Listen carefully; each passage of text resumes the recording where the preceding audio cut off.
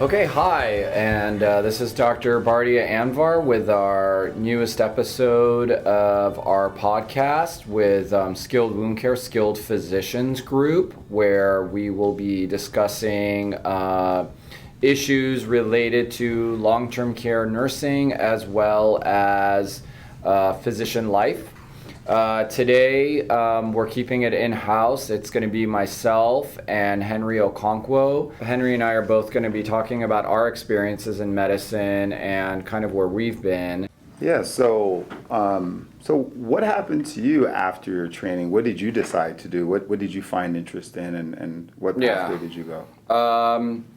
Well, that's a great question. I completed my general surgery residency thinking that I was probably going to do a fellowship, and I was considering fellowships at the time, but I didn't do one. I was kind of like disillusioned with what exactly I was going to do, and so I decided to just go out and practice as a general surgeon and see what would happen.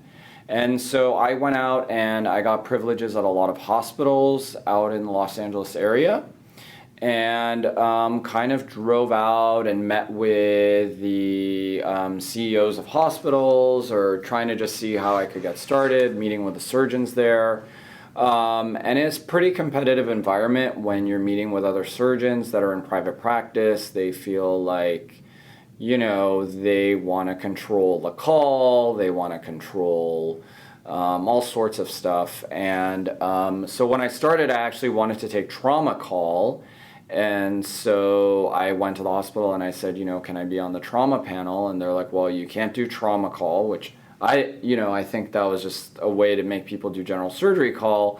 Unless you do general surgery call for like 6 months, then we'll let you be on the trauma panel. And then I'd go back and they'd say, no, it's actually 9 months. And I'd be like, okay, I like trauma call because you actually got paid to be on call. And with general surgery call, you had to, and I needed to make an income. I didn't have like I didn't have a salaried position somewhere. So I was like, let me just do this for income for now. And I didn't mind trauma and just going in, and I thought it was great. I'd be on call and then I could just leave.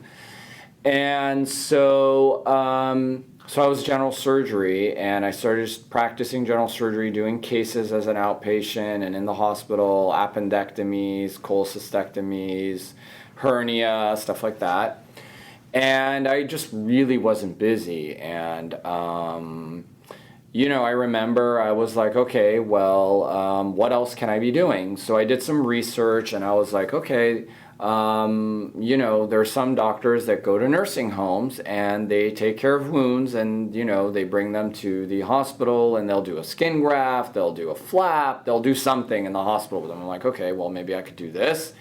And I looked at some companies that were doing it, and when I would speak to them, they'd be like, yeah, go to the nursing home, talk to the DON administrator or whatever it is, and, whenever you have time, going around on the patients, and, And so I walked into the nursing home, never had been in a nursing home before, and I met the administrator and DON, and they're like, you're the first, doctor that has come in here and spoken to us. And I'm like, really? And I'm like, okay. And they're like, you're a surgeon? And I'm like, yeah, I'm a surgeon. And they're like, oh, really? Wow. And I'm like, yeah. And I'm like, is there anyone here that needs to go to the hospital? That's the first thing I said. And they're like, well, we don't want our patients to go to the hospital. Exactly. And so I'm like, okay, well, maybe I could see them, and, I can provide a service for you. At the time, I had no idea what would happen. I was basically doing it for free because I had no enrollment in any insurances. Mm-hmm. So I just started rounding, and I started seeing the patients, and I saw the patients with wounds, and I'm like, these are some pretty significant wounds. I'm like, I would never think these patients would be in the nursing home. And I was like, oh, I guess it makes sense that we don't if a patient has a pretty big wound, they don't stay in the hospital that long. Right. And so I was doing the same thing everybody else was doing, coming in at the middle of the night or whenever I had free time, and the nurse was like, I'm leaving my shift, I can't show you that patient now, and then I'd leave, and I wouldn't get to see the patient. And so I was like, okay, well, maybe I should come when the nurse is there. So I like kind of scheduled a time. Then I was like, okay, well, maybe it doesn't make sense to go on the weekends or the evenings. And so I was like, okay, I'm going to come on Tuesdays now. So I kind of booked out a part of my practice to do it until I got busy with general surgery. And one thing led to another. Other facilities would call me and say, oh, hey, I heard you go to, so-and-so facility. Will you come to my facility? And I'm like, yeah, I would love to. I guess I got nothing else to do. And I'd say, where's your facility? And they'd say it's like 90 miles away in like San Diego. And I'd be like, okay, I guess I could come. We're not really that busy at the hospital today, so I would go there. And, I really wouldn't ask anyone to do this that works with us now, but I covered the entire Southern California area. And I know when you started, you did the same, and you covered Northern California, and we covered a 200-mile radius from our house to where we would go. Yeah. And we would go anywhere, and we just, we were just kind of honored by the fact somebody would call us and say, hey, we really need your help. Mm-hmm. A lot of times I would get called when the facility had an issue. Nursing facilities are heavily regulated by the state and by the federal government, and they would have an issue and they'd find out that we would do this stuff and they'd call us. And so I learned a lot about the regulations and everything else, and I got busy, and that's when I gave you a call, and you came and joined me maybe like 6 months to a year after I got started. I remember the days when you got started, and I'm like, Henry, I still don't know if this is like a good idea to do this in the facilities, because we started doing surgical procedures in the facilities. And there was a great deal of hesitancy on my own part of really dedicating my time to the nursing facility in the beginning, because nobody was doing it, and I thought, does this really make sense? Is this a good idea? Like, what is like the insurance company going to say that a surgeon is like doing a procedure in a nursing facility? Luckily, we didn't really get too much blowback from the insurance companies about this, and we were actually finally reimbursed. It took a while, and it took us almost a year and a half to receive our first check for seeing all of our patients, but it finally came in, thank God. And and I was just kind of like at this juncture where I'm like, okay, well, I could still keep, taking call at the hospital, waiting around for a case to start, and having the administration tell me if I don't do this, this, and this, I can't do that, that, and that, and I have to dictate my case this way so the hospital can get paid that way, and I have to go to this meeting and that meeting, and my credentials need to be, and every hospital I went to had this credentialing file that was this big, and I had to fill it out on my own. They didn't help you out with that, and they wanted you to come in and learn their new EMR, and you had to go in with that, and then, it was just a bunch of stuff. And so all of that stuff went away in working with a nursing home. So that was when I was kind of like, hey, maybe other people would want to come join us and do this with us and kind of leave a lot of those hospital hassles away. And it was a big sacrifice for me because I spent 5 years of my late 20s becoming a surgeon, and I wasn't going to be practicing all the cases that I had learned, and I was just going to be focusing on this one area, wound care. And since then, we've kind of expanded what we do to do a lot of other things in the nursing facility, but which I learned because I feel like we're constantly learning, just like you. And I learned about dermatology, I learned about ostomy care, gastrostomy tubes, I've learned about a lot of aspects of medicine in the nursing facility, and I've learned about the regulations of the nursing facilities as well. And so even though that hesitancy was there, I can tell you what I loved about the nursing facility was that I got to drive right up. There was doctor's parking. That was like key. I love that part.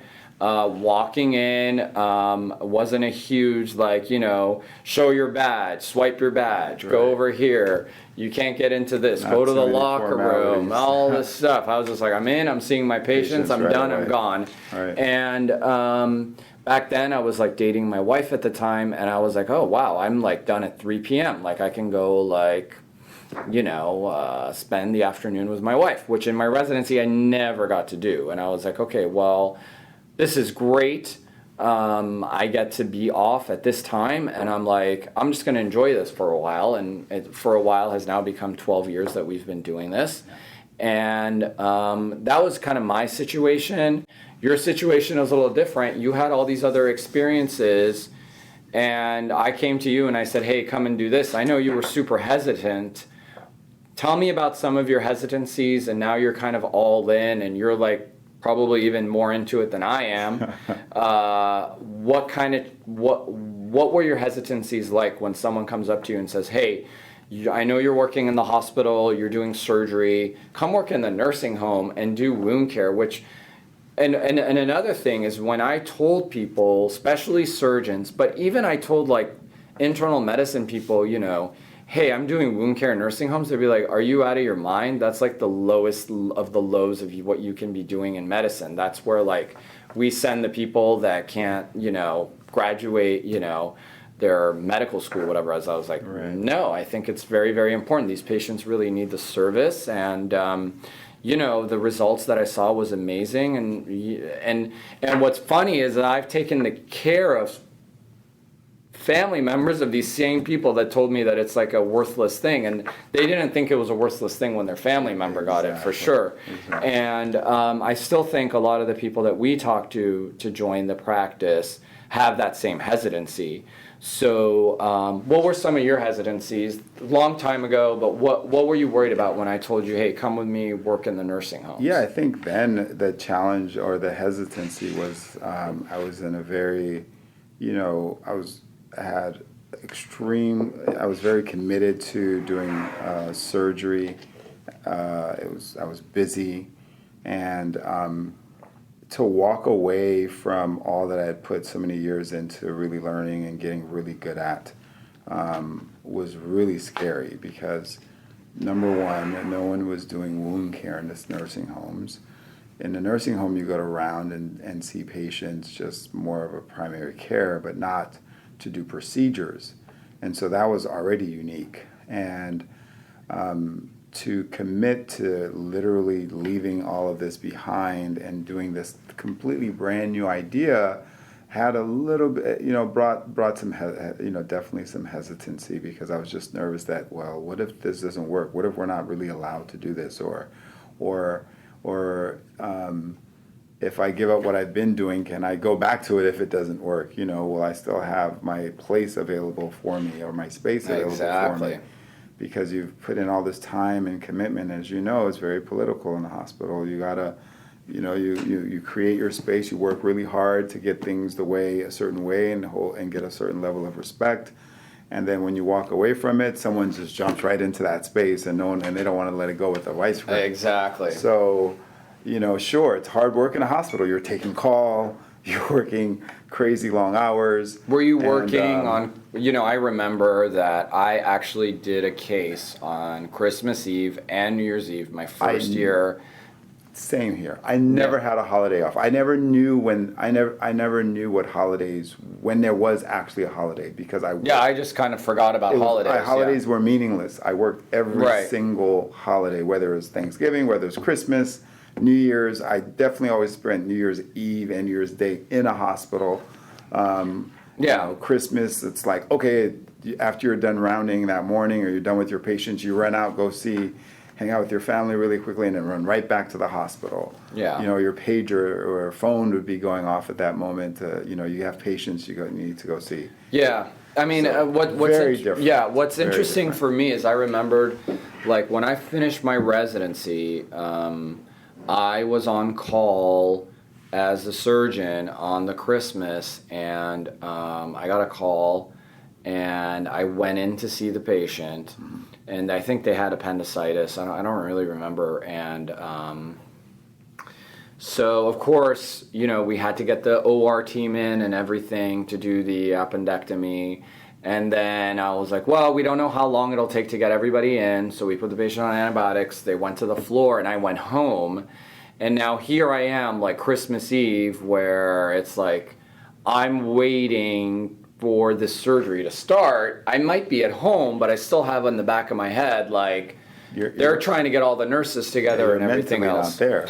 And you know what? We really do need to have surgeons on call for Christmas, because if my family member or yours needs, God forbid, to have that, I mean, we really need people like that. Committed. Yeah. I really still think that what happens is that in the hospital, correct me if I'm wrong, Henry, is that, the people making decisions at the top, they don't know anything about the life of people like us and what we go through and what the nurses go through. So they make decisions about staffing, they make decisions about that, and it wreaks havoc on our lives, because here we are, even if we wanted to get things done on a Christmas Eve, we can't, because the hospital has to pay overtime to their nurses, and they don't want to do that, so they don't have nurses available. Exactly. And one of the things that's different about our group that I think is really, I've always thought about, is that, you and I are the leaders. I'm the CEO, you're the COO. I mean, we're both clinical, and I mean, maybe we're not practicing seeing the patients on a daily basis, but we've been there, and I think sometimes our physician assistant teams think we don't have their best interests in mind, but we do. And we're trying to make life easier for everybody. But I think sometimes it may not come off that way.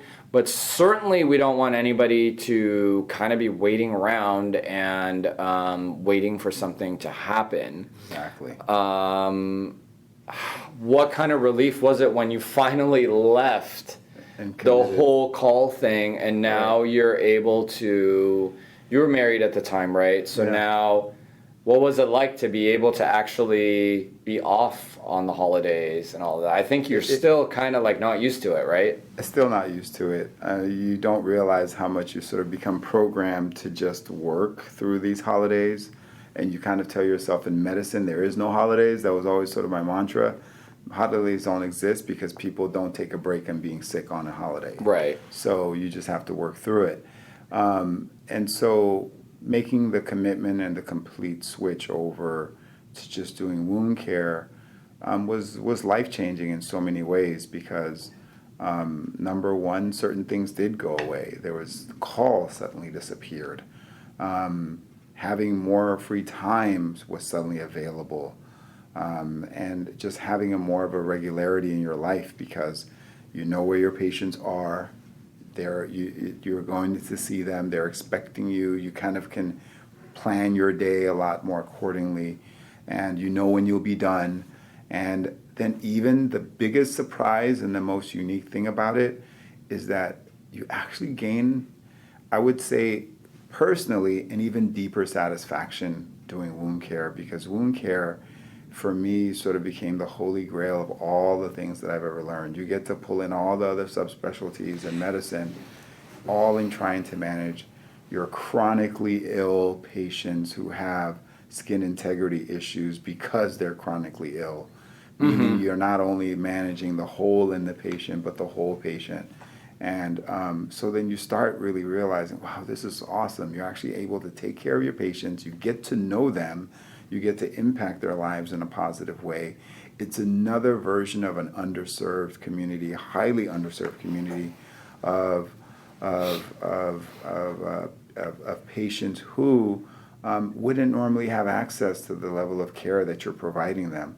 When you start really getting committed to wound care, you realize these patients won't. It's not that easy to leave a nursing home and get back to a hospital, or leave a nursing home and go to a clinic, go to get an outpatient procedure. And being able to do this at the bedside for patients really brings a new level of reward and gratification.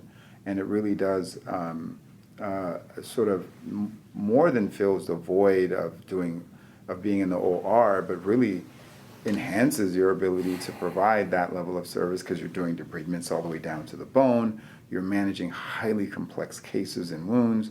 You have to think through the process You got to come back and do it again. But you actually now have regularity in your life, stability. You're not doing call. You can plan for other things. You can actually take time off if you want. You can actually not work on a holiday if you want. And those things are really, especially in this day and time, when you want to say what's a game changer, we're all looking for work-life balance and being able to do something that we enjoy, take care of people, but also have balance and being able to have personal time to ourselves and to our family. Wound care has really been able to create that for not only myself and you, but all the people who joined our practice over the years. And that's been one remarkable aspect of it. We look forward to meeting people and look forward to you listening to other podcasts that we'll have in the near future. And it's been a pleasure. Thanks, everybody. Thank you. Take care. Thank you.